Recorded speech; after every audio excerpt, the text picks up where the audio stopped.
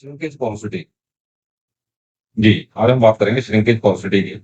Shrinkage porosity को control करने के लिए जो इंपॉर्टेंट प्रोसेस पैरामीटर हैं, उनकी बात करेंगे और सीक्वेंस में कौन सा पैरामीटर जो है इंपॉर्टेंस ज्यादा रखता है to control shrinkage porosity, right?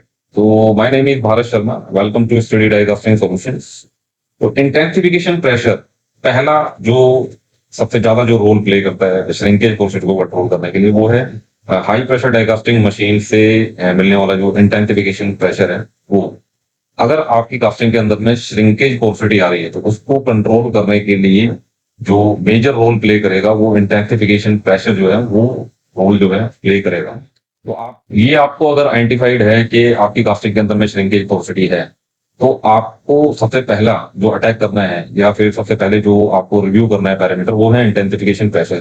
क्या इंटेंसिफिकेशन प्रेशर आपका जितना रिक्वायर्ड है, जितना कास्टिंग प्रेशर अचीव करने के लिए आपका इंटेंसिफिकेशन प्रेशर रिक्वायर्ड है, उतना लग रहा है या नहीं लग रहा है। उसके बाद में क्या वो इंटेंसिफिकेशन प्रेशर आपके गिवन पी राइज टाइम के अंदर में अचीव हो रहा है या नहीं हो रहा है। मीन्स आपका जो प्रैक्टिकली देखा गया है कि इंटेंसिफिकेशन प्रेशर जो है वो आपका लेस देन 100 मिली सेकेंड है, आइडियली जो है 40 to 50 मिली सेकेंड्स के अंदर में अचीव होना चाहिए। मैं इसको थोड़ा और क्लियर कर देता हूँ कि हमारा इंजेक्शन प्रेशर जो है वो आपका एक्यूमुलेटर चार्ज प्रेशर जो होता है 120 से लेके 150 kg पर सेंटीमीटर स्क्वायर, जो कि डायरेक्टली पंप से आता है, राइट? इंटेंसिफिकेशन प्रेशर जो है हमारे जो चार्ज ब्लेडर्स होते हैं, चाहे वो पिस्टन वाले हों या फिर चार्ज एक्यूमुलेटर जो होते हैं, सॉरी, तो उन चार्ज एक्यूमुलेटर से हमारा ये इंटेंसिफिकेशन प्रेशर जो है वो जनरेट होता है, जो कि आपके 150 या 120 kg पर सेंटीमीटर स्क्वायर से आपके डिजायर इंटेंसिफिकेशन प्रेशर तक जाता है। तो फॉर एग्जांपल आपका 120 kg पर सेंटीमीटर स्क्वायर इंजेक्शन प्रेशर है और रिक्वायर्ड इंटेंसिफिकेशन प्रेशर जो है वो 250 kg पर सेंटीमीटर स्क्वायर है। तो 120 से लेके 250 kg पर सेंटीमीटर स्क्वायर लेस देन 100 मिली सेकेंड जो है वो अचीव होना चाहिए, और प्रैक्टिकली और आइडियली जो है ये 40 to 50 मिली सेकेंड में अचीव होना चाहिए। अब ये आइडियली और प्रैक्टिकली में क्या डिफरेंस है? देखिए, आइडियली अगर आपका इंटेंसिफिकेशन प्रेशर 40 से 50 मिली सेकेंड्स में अचीव हो रहा है विदाउट डाई फ्लैशिंग, तो ये सबसे बेस्ट आपकी डाई कास्टिंग मशीन की कंडीशन है। बट आपकी मशीनें पुरानी हैं, राइट? तो उस केस के अंदर में अगर आपको जो है लेस देन 100 मिली सेकेंड्स में भी ये प्रेशर अचीव कर पा रहे हैं, तो ये काफी हद तक ठीक है। तो कहने का मतलब ये है कि सबसे पहला जो पैरामीटर है वो इंटेंसिफिकेशन प्रेशर है, जिसपे आपको कंट्रोल करना है, जिसको आपको मॉनिटर करना है आपकी श्रिंकेज पोरोसिटी आने से। मैं ये जितने भी पैरामीटर हैं वो आपको सीक्वेंस में बताऊंगा कि सबसे पहले मेजर जो रोल प्ले करता है श्रिंकेज पोरोसिटी को कंट्रोल करने के लिए वो कौन सा है। तो पहला है इंटेंसिफिकेशन प्रेशर, उसके बाद है आपका जो है स्प्रे पैटर्न। तो उससे पहले मैं एक चीज और बता दूं कि 180 kg पर centimetre square minimum intensification pressure की रिक्वायरमेंट है श्रिंकेज पोरोसिटी को कंट्रोल करने के। 180 kg पर centimetre square minimum intensification pressure required to control shrinkage porosity. दूसरा आता है हमारा स्प्रे पैटर्न।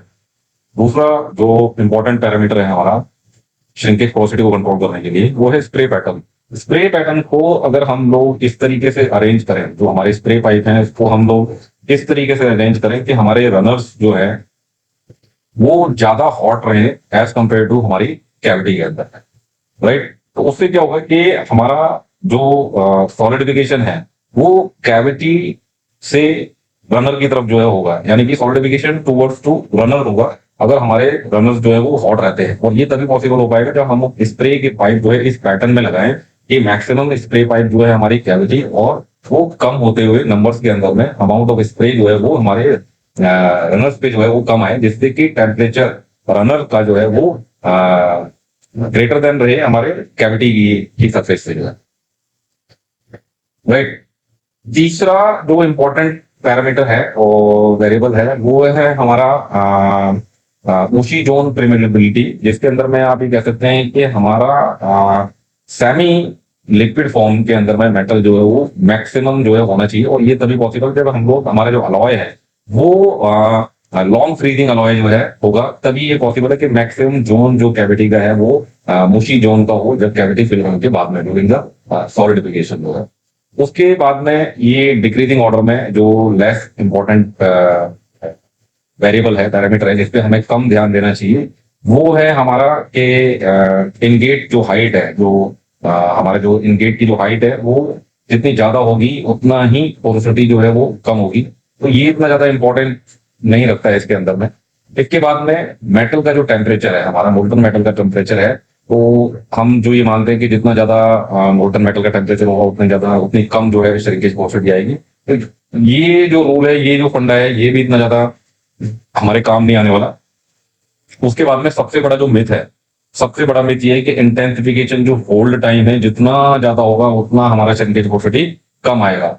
ये बिल्कुल ही लीस्ट काउंट जो वेरिएबल है वो श्रिंकेज पोरोसिटी को कंट्रोल करने के लिए वो यही है, इंटेंसिफिकेशन होल्ड टाइम, जिसे हम ड्वेल टाइम भी कहते हैं।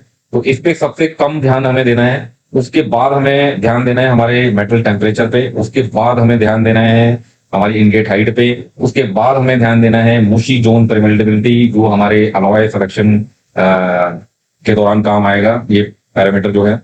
और उसके बाद जो हमें ध्यान देना है वो स्प्रे पैटर्न के ऊपर में, और सबसे ज्यादा जो ध्यान देना है हमारे को इंटेंसिफिकेशन प्रेशर के अंदर में हमारी श्रिंकेज पोरोसिटी को कंट्रोल करने के लिए। तो सबसे मोस्ट इंपॉर्टेंट जो पैरामीटर है प्रोसेस के अंदर में श्रिंकेज पोरोसिटी को कंट्रोल करने के लिए वो है इंटेंसिफिकेशन प्रेशर, और उसके बाद स्प्रे पैटर्न। तो इन सब बातों का ध्यान रखते हुए आप श्रिंकेज पोरोसिटी को कंट्रोल कर सकते हैं प्रोसेस के अंदर में, अननेसेसरी अपना टाइम वेस्ट करते हुए। बाकी जो लीस्ट इंपॉर्टेंट रखते हैं, लीस्ट काउंट पैरामीटर है श्रिंकेज पोरोसिटी को कंट्रोल करने के लिए, उस पर आपको अपना ध्यान जो है वो कम लगाना है। तो थैंक यू भाई, keep learning till that. Thank you very much.